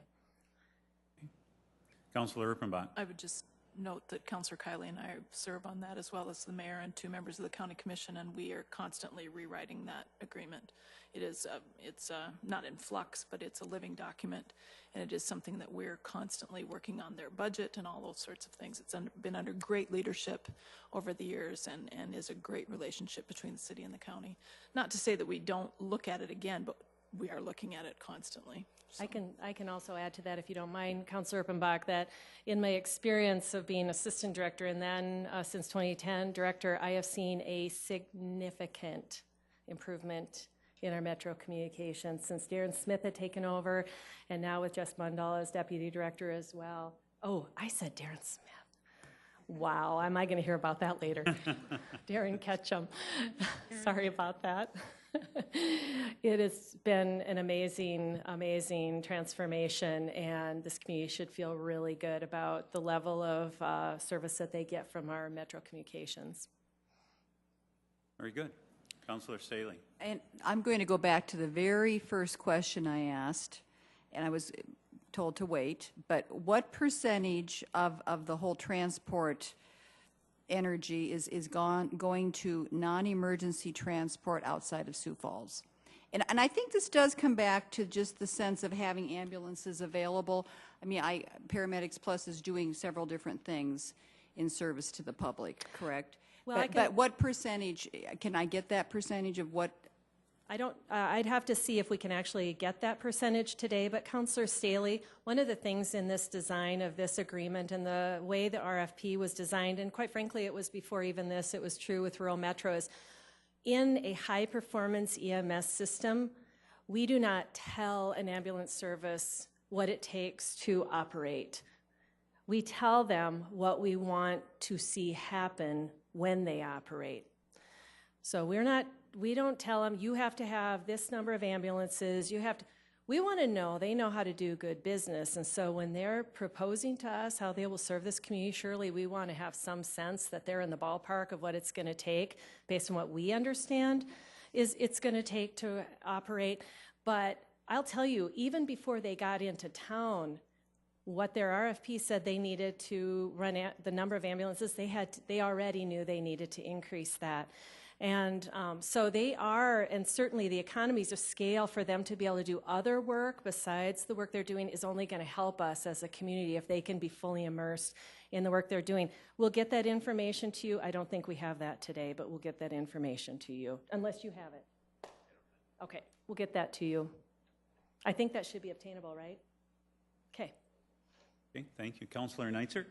I have one more question, and I do want to say this was excellent. All of you being here, you answered a lot of questions, and it's helping to clear a lot of issues for me, so I do appreciate it.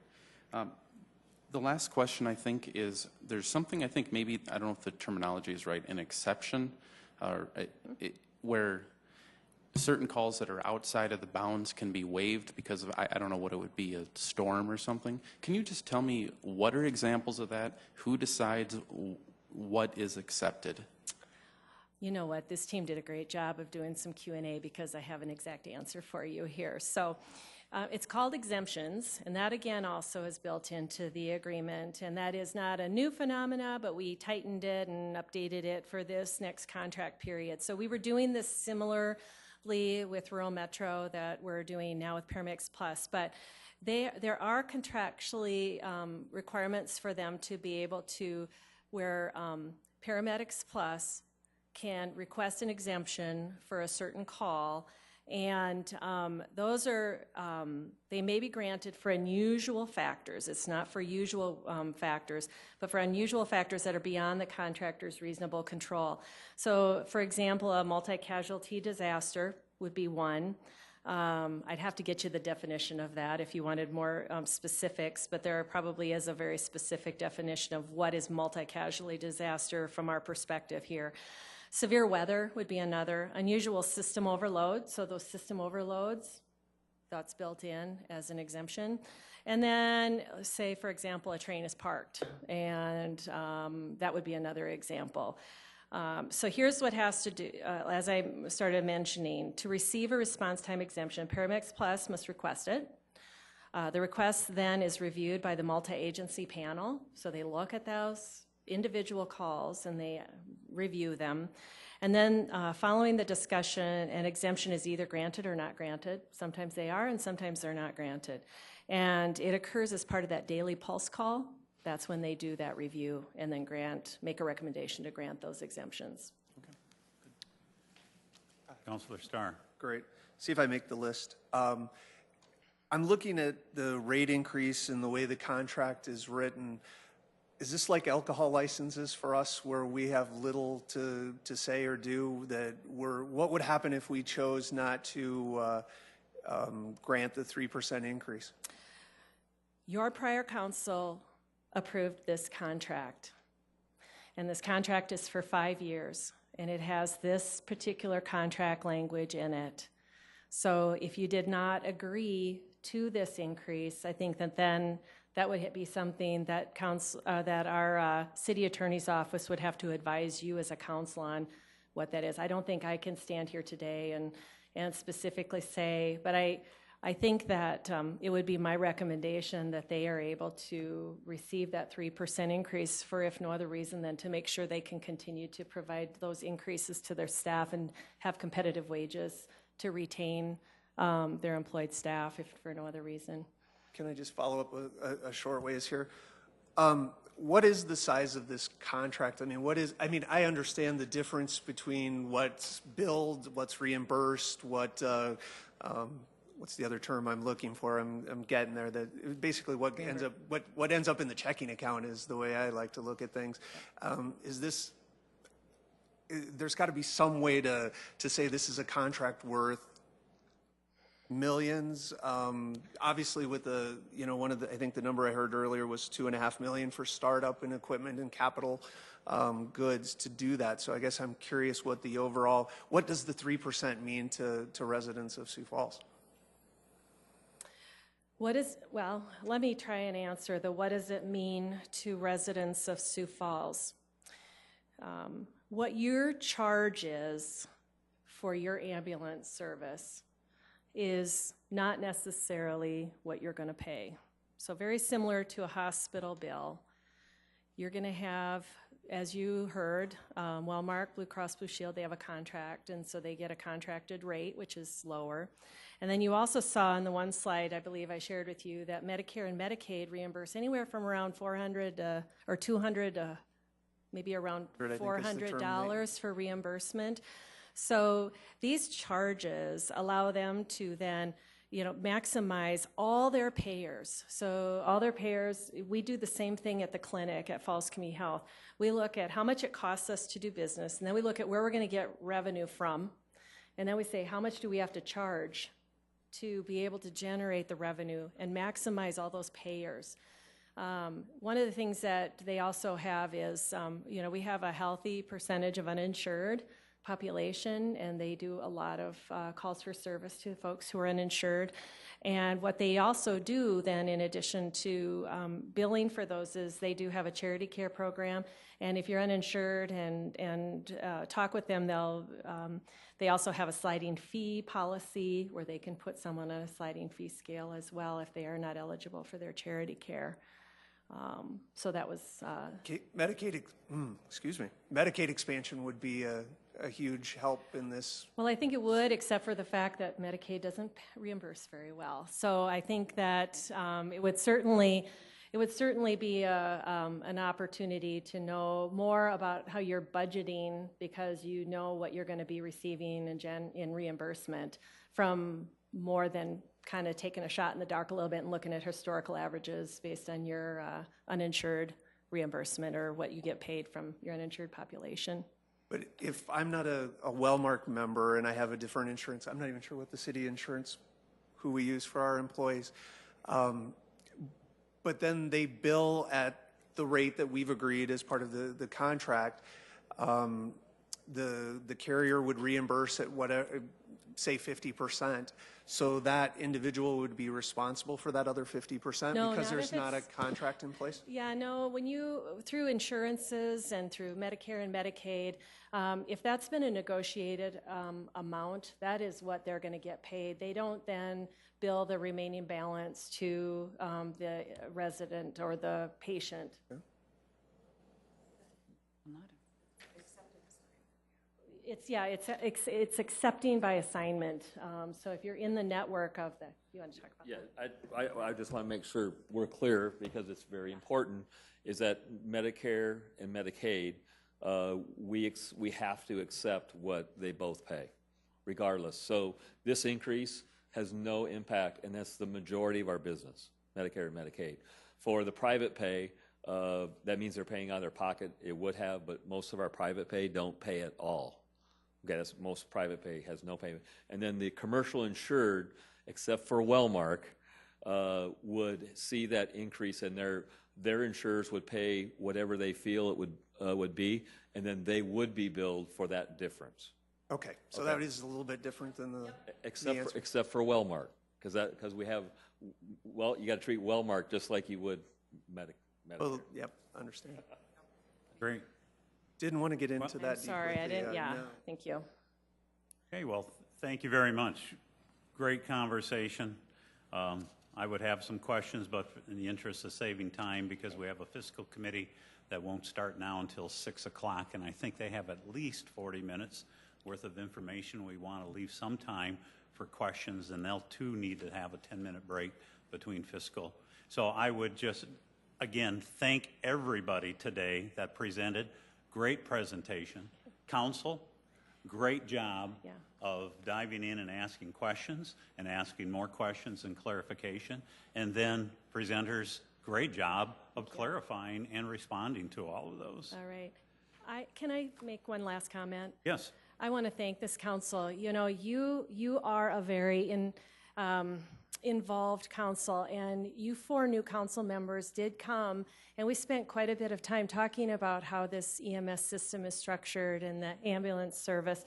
And you as a council have sat through many presentations, those of you that were on the council prior, when we were going through this change of contract. And so I appreciate you ask questions, you get clarification, you seek information, and I really thank you for that. And so I find you're great advocates for this system, and hope we can continue to give you the information you need so you can continue that. So thank you. Jill, thank you for those additional comments. The EMS, there's no doubt that the EMS response system is very complex. It's a very dynamic system, and it requires collaboration between the health department, between police, between fire, between Metro Communication, between REMSA, our health community, all of our hospitals, Avera and Sanford and the VA and the heart hospitals. And I hope I didn't leave anybody out. It wasn't, but it's a lot of pieces have to come together. And I think what was probably driven home this afternoon is our interest in making sure that we all provide the best system possible to our citizens. So thank you for your efforts, and thank you for your efforts in continuing to improve the system. We appreciate it. Thank you. Before I adjourn, I'd just like to thank whoever left the nice little bug up here for me. I do appreciate that, but as a biology teacher, I was disappointed that it was fake. I wanted to do some more observation at a later time, but that's not possible. And lastly, I'd like to also, my best wishes and the council's best wishes to Councilor Rolfing. We hope that he's on the road to a speedy recovery. This meeting is adjourned.